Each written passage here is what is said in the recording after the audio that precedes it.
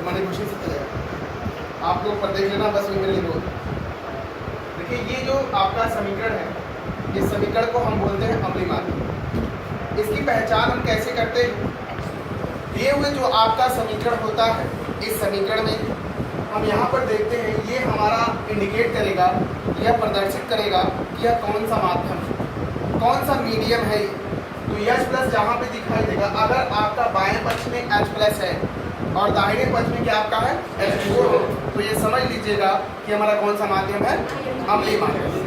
तो अम्लीय माध्यम में दिए हुए समीकरण जो आपके होते हैं वो अनबैलेंस होते हैं, ये अनबैलेंस होते हैं। इसको हमको नियम का प्रयोग करके, जो मैं आपको नियम लिखवाया हूँ, वो नियम का प्रयोग करके इसको हम संतुलित करते हैं। तो आइए इसको हम सॉल्व करते हैं। तो पहले मैं आपको बताया था कि सबसे पहले आप हर एक तत्वों की ऑक्सीकरण संख्या ज्ञात करके उसके ऊपर लिख दीजिए। तो जब इसकी हम ऑक्सीकरण संख्या निकालेंगे, तो मैं आपको बताया था कि ऑक्सीकरण संख्या निकालने का तरीका क्या होता है। ऑक्सीकरण संख्या जब कभी भी हम निकालते हैं, सपोज दैट आपकी पावर है MnO4 के पावर 1 माइनस, जब इसका ये कोई आपका कंपाउंड है, इस कंपाउंड में जब हमको Mn की ऑक्सीकरण संख्या निकालनी होती है, तो जिसका हमको निकालना होता है उसको हम मान लेते हैं। माना Mn क्या निकालेंगे, इसकी हम ऑक्सीकरण संख्या कितनी हो जाएगी, X। जिसका निकालना होगा उसको हम मानेंगे, क्या हो जाएगा, X हो जाएगा। इसके बाद X प्लस 4 इंटू -2 बराबर इन सभी का योग, इन सभी का जो योगफल होगा वो बराबर जाएगा। क्योंकि यहाँ पर -1 है तो क्या हो जाएगा, -1। अब इसको हम सॉल्व कर लेंगे। -8 -1 -8 प्लस 8, तो ये हो जाएगा +7। इस हिसाब से इसकी जो ऑक्सीकरण संख्या वो कितनी मिल गई। अब हम क्या करेंगे, यहाँ पर दो चीज को हम छाड़ते हैं। दो आपके अर्ध अभिक्रियाएं होती हैं, वो अर्ध अभिक्रियाएं क्या है उसको देख लीजिए। हम Mn की Mn से मिलाएंगे और Fe को Fe से, और हम ये देखेंगे कि किसका किसमें ऑक्सीकरण हो रहा है, किसका किसमें अपचयन हो रहा है। तो यहाँ पर देख रहे हो कि Mn, केवल Mn से मतलब है हमको, यहाँ पर जो इसके साथ आपके एलिमेंट्स लगे हुए हैं ऑक्सीजन, उससे कोई मतलब नहीं, क्योंकि ऑक्सीकरण संख्या जो आपकी घट बढ़ रही है वो केवल तत्वों पर दिखाई दे रहा है। तो यहाँ पर Mn के पावर कितना है, +7 है, और यहाँ पर Mn के पावर कितने हैं, +2 है। तो यहाँ से इधर से चलकर इधर में इसके ऑक्सीकरण संख्या में क्या हो रही है, कमी हो रही है। आप देख रहे हो यहाँ पर +7 है, यहाँ कितना +2 है, अर्थात ऑक्सीकरण संख्या में कमी हो रही है। तो इस कमी वाले टर्म को हम क्या बोलते हैं, अपचयन। ये अपचयन हो गया। अब इसके बाद यहाँ पर Fe के पावर 2+ है, जबकि यहाँ पर Fe के पावर 3+ है, अर्थात ये क्या है, बस इसके ऊपर हम लिख देते हैं, हमारी क्या हो जाएगी, ऑक्सीकरण। अब इसके बाद हम सॉल्व करते हैं, और ये आपके ऊपर डिपेंड करता है कि सबसे पहले आप किस अर्ध अभिक्रिया को लेकर सॉल्व करो। इसमें कोई रूल नहीं होता है कि हम पहले ऑक्सीकरण के लेके चले, पहले अपचयन। आपका मन, आप चाहे जिसको लेकर सॉल्व कर सकते हैं। तो आइए हम किसी एक को लेकर सॉल्व करते हैं। प्रथम अर्ध अभिक्रिया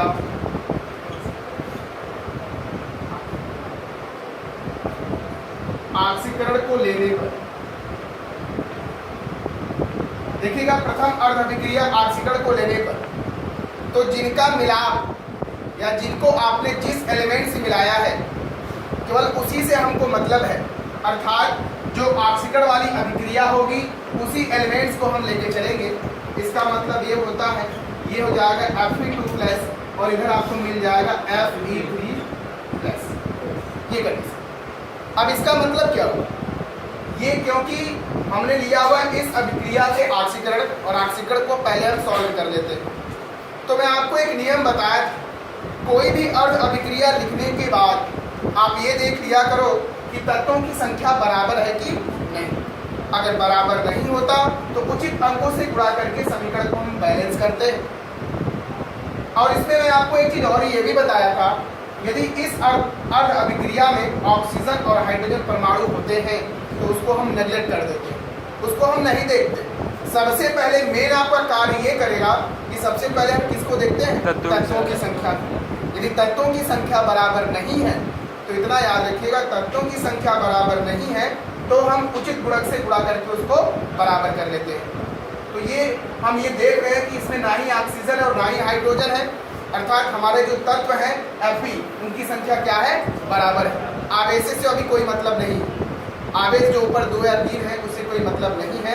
आप केवल इतना देख लो कि यहाँ पर Fe की पावर 2 प्लस है और यहाँ Fe की पावर कितना है, 3 प्लस है।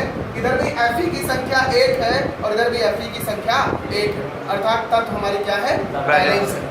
अब हम तुरंत किस पे पहुंच जाते हैं, आवेशों को संतुलित करने पर। जब हम आवेश को बैलेंस करेंगे, आवेशों को संतुलित करने पर, तो देखिए आवेश को संतुलित करने पर दोनों अभिक्रियाओं को दोनों पक्षों में लिखने के बाद हम ये देखते हैं कि किधर कितने आवेशों की अधिकता होती है और उस आवेशों की अधिकता को कमी के लिए या उसकी पूर्ति के लिए हम इलेक्ट्रॉन को जोड़ देते हैं। तो हम ये देख रहे हैं यहाँ पर इसके ऊपर 2 प्लस है, यहाँ पर इसके ऊपर 2 प्लस है और यहाँ पर इसके ऊपर 3 प्लस है।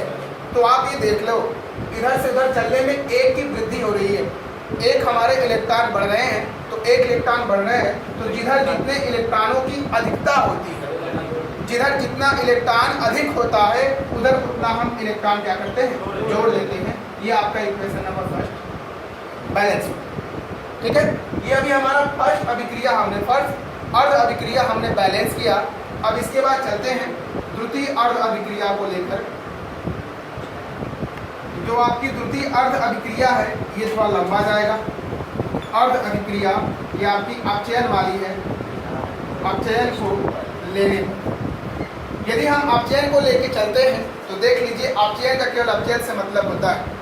कभी कभी क्या होता है इक्वेशन में आपकी 2 चीज़ें समझ में आपको नहीं आती कि हम ऑक्सीकरण और अपचयन कैसे छांटें, और उस ऑक्सीकरण और अपचयन को छांटने के लिए हमको मेन फंडामेंटल ये होता है कि उनमें जो आपकी अभिक्रिया दी होती है उस अभिक्रिया में कैसे हम हर एक तत्वों की ऑक्सीकरण संख्या निकालेंगे।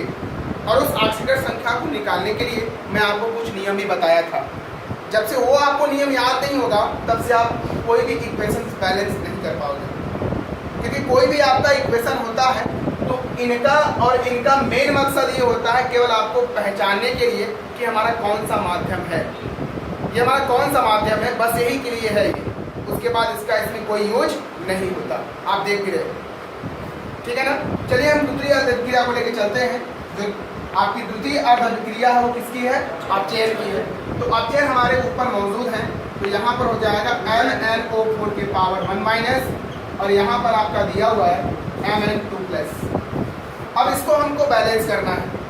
तो अब आप ये देखो, लेकिन मेन यही आपका सबसे पहले फंडामेंटल ये है कि किसी भी अर्ध अभिक्रिया को लिखने के बाद, किसी भी अर्ध अभिक्रिया को लिखने के बाद आप तुरंत उसको बैलेंस करना शुरू मत कर दिया करिए।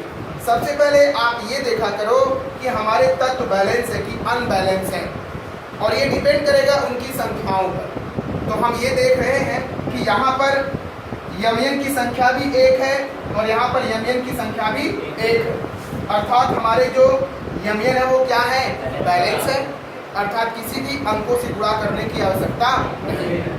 लेकिन यहाँ पर Mn के साथ ऑक्सीजन परमाणु दिए हुए हैं, अर्थात इसकी प्रोसेस अब लंबा होगी। तो मैं आपको अब बैलेंस करना सिखा रहा हूँ। देखिए ऑक्सीजन को संतुलित करने पर कुछ लोग ये समझ नहीं पाते कि ऑक्सीजन को बैलेंस करने के लिए कितना हम क्या जोड़ें, कितना हम दुगना जोड़ें, कितना उसके बराबर जोड़ें, ये दिक्कतें होती हैं। तो इतना मत घबराइएगा, ध्यान से देखिएगा। हम आपको नियम लिखवाए हैं, अगर वो नियम आपको याद नहीं है तो मैं आपको यहीं पे नियम बता दे रहा हूँ। देख लीजिए Mn2 प्लस हमने आपको बताया था कि यदि इधर जितने ऑक्सीजन परमाणु होते हैं, यहाँ पर ऑक्सीजन परमाणुओं की संख्या कितनी है, 4। यहाँ पर ऑक्सीजन परमाणुओं की संख्या 4 है, जबकि इधर ना ही ऑक्सीजन है और ना ही हाइड्रोजन है। तो उस ऑक्सीजन को बैलेंस करने के लिए जिधर जितने ऑक्सीजन की अधिकता होती है, जिधर जितना ऑक्सीजन अधिक होता है उतना ही उसके विपरीत दिशा में हम जल जोड़ते हैं, उतना ही अर्थात कितना जोड़ेंगे, जल जोड़ेंगे। हाइड्रोजन से भी कोई मतलब नहीं है, केवल ऑक्सीजन से मतलब है। मैंने आपको बताया था, नियम भी लिखवाया भी कि यहाँ पर ऑक्सीजन की संख्या 4 होगी तो हम 4 यहाँ पे क्या जोड़ेंगे, जल जोड़ेंगे। अगर सपोज दैट यहाँ पर ऑक्सीजन की संख्या 7 होती, यहाँ पर ऑक्सीजन की संख्या 7 होती तो यहाँ पे 7 H2O हम जोड़ते। यदि सपोज दैट यहाँ पर 3 ऑक्सीजन होता तो क्या जोड़ते, 3 ऑक्सीजन। अगर 1 ऑक्सीजन होता ना तो यहाँ पर हम 1 H2O भी जोड़ते। इतना आप लिखिएगा। चलिए आगे बढ़ते हैं। ये हमारे अभी ऑक्सीजन को हमने बैलेंस किया, दोनों तरफ देखोगे तो आपका ऑक्सीजन क्या हो रहा है, बैलेंस हो रहा है। अब हमको क्या करना होता है, हाइड्रोजन को बैलेंस करना होता है। तो जब हम हाइड्रोजन को बैलेंस करेंगे, हाइड्रोजन को संतुलित करने को, अब देखिए हाइड्रोजन को संतुलित करने के लिए हम चलते हैं उधर। तो नियम में लिखवाया था जिधर जितना हम H2O जोड़ते हैं, जिधर जितना हम H2O जोड़ते हैं उसके विपरीत दिशा में हम उसका दुगना। तो यहाँ पर कंडीशन ये है MnO4 की पावर माइनस प्लस, लेकिन यहाँ पे कितना है, यहाँ पर 4 H2O था तो 4 H2O सॉरी वहाँ पे 4 ऑक्सीजन था तो 4 ऑक्सीजन को हमने 4 H2O के रूप में चेंज किया। और जब इसका दुगना, जस्ट इसका दुगना हम क्या जोड़ेंगे, H प्लस गिव्स, अब जितना आपका है उसको उतना हम लिख देते हैं। तो यहाँ पे हो जाएगा Mn2 प्लस अब प्लस हो जाएगा 4H2। अभी आप देखोगे तो केवल आपके तत्व बराबर हुए हैं लेकिन आवेश बैलेंस नहीं। अब उस आवेश को हम बैलेंस करते हैं। मेन दिक्कतें यही होती है, चाहे क्षारीय माध्यम हो चाहे अम्लीय माध्यम हो, इन सभी समीकरणों में लोग ये समझ नहीं पाते कि हम आवेश को जोड़े तो किधर जोड़े। हमारे आवेश किधर कितने अधिक हो रहे हैं, किधर कितने आपके प्लस हैं और किधर कितने आपके माइनस हैं। तो घबराइएगा मत, समझ जाओगे आप। तो हम लिख देते हैं आवेशों को संतुलित करने पर। तो जब हम आवेशों को संतुलित करते हैं, आवेशों को संतुलित करने पर, अब देखिएगा आवेश को संतुलित करने के लिए क्या हम फंडामेंटल अप्लाई करते हैं। तो आवेश को आप पहले गणना कर लो, देख लो कि हमारे किधर आवेश किधर अधिक है। तो हम ये देख रहे हैं यहाँ पर 8 एकम 8, यहाँ पर 8 आवेश प्लस में है जबकि यहाँ पर 1 आवेश माइनस में है। तो यहाँ पर 8 आपका प्लस में 1 माइनस में, तो 8 में से घटाएंगे प्लस 7 मिलेगा। चिन्हों का ध्यान दीजिए, यहाँ पर प्लस 7 मिल रहा है जबकि यहाँ पर केवल कितना प्लस 2 है। जैसे पहले इक्वेशन में आपने देखा कि सर यहाँ पर 2 इलेक्ट्रॉन है और यहाँ पर 3 इलेक्ट्रॉन है, तो इधर हमारे 1 इलेक्ट्रॉनों की अधिकता है। तो मैंने आपसे कहा था कि जिधर जितने इलेक्ट्रॉनों की अधिकता होती है उधर उतना हम आवेश जोड़ देते। तो वहाँ कंडीशन यहाँ पर भी लागू होगा कि हमारे यहाँ पर 7 इलेक्ट्रॉन मौजूद है और इधर हमारे 2 इलेक्ट्रॉन मौजूद है। तो हम ये देख रहे हैं कि इधर हमारे 5 इलेक्ट्रॉन क्या है, अधिक है ना। तो जिधर जितने इलेक्ट्रॉनों की अधिकता होगी उधर उतना हम आवेश जोड़ देते हैं। तो जोड़ दीजिए यहाँ पर। तो यहाँ बनेगा MnO4 के पावर माइनस प्लस ये हो जाएगा 8H प्लस अब प्लस 5 इलेक्ट्रॉन, ये गिव्स आपका हो जाएगा Mn2 प्लस हो जाएगा 4H2O, समीकरण नंबर 6। और किसी भी हालत में जो हमारा पहला इक्वेशन है, अपने नॉलेज के लिए देख लिया करिए कि हमारा इक्वेशन सही है कि नहीं। यदि पहले इक्वेशन में हमारा जो आवेश होता है यदि विपरीत दिशा में मिला हुआ है, मतलब उत्पाद में मिला हुआ है, तो जो हमारा दूसरी अर्ध अभिक्रिया होगा उसमें अभिकारक में आवेश मिलना तय है, ठीक है ना। अब देखिए किसी भी हालत में हमको इस आवेश को यहाँ से हटाना होता है। अगर ये आवेश हमारे हट जाते हैं तो ऑटोमेटिक हमारा इक्वेशन बैलेंस होगा। तो इस आवेश को बराबर करने के लिए हम देखते ये हैं कि हमारा जो सेकेंड रिएक्शन है, ये हमारा सेकेंड रिएक्शन में आवेशों की संख्या 5 है जबकि यहाँ पर इलेक्ट्रॉनों की संख्या कितनी है। तो हम क्या करें कि ये हमारा बैलेंस हो। समीकरण 1 में हम किससे मल्टीप्लाई करेंगे, 5 से। चलिए देखिए, यदि हम समीकरण 1 में 5 से मल्टीप्लाई करेंगे और 5 से मल्टीप्लाई करने के बाद समीकरण 2 से जोड़ देंगे, देखिएगा समीकरण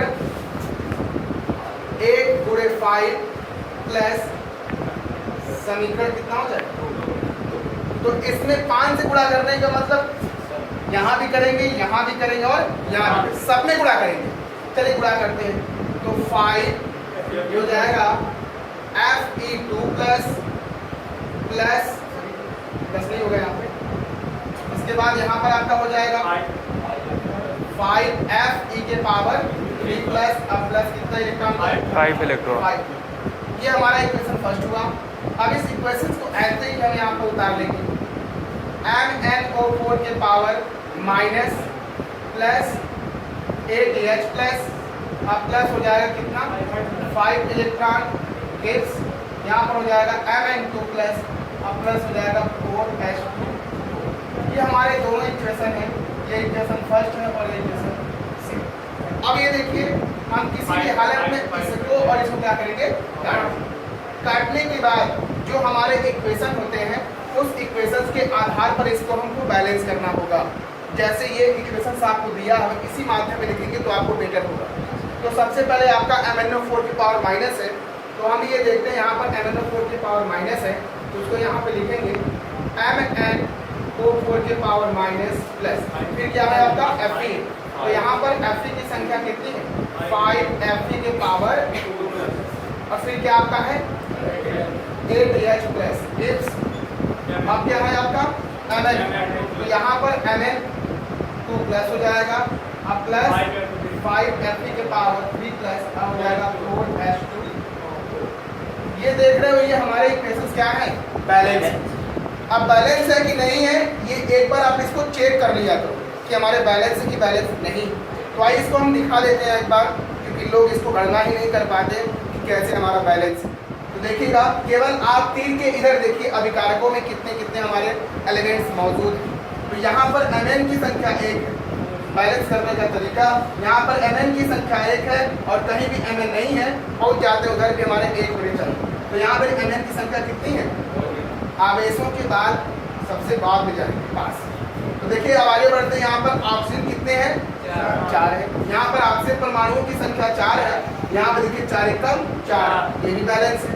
अब बढ़ जाते हैं, यहाँ पर Fe की संख्या कितनी है? 5 है, तो यहाँ भी Fe की संख्या कितनी है? 5 है, ये भी हमारे बैलेंस।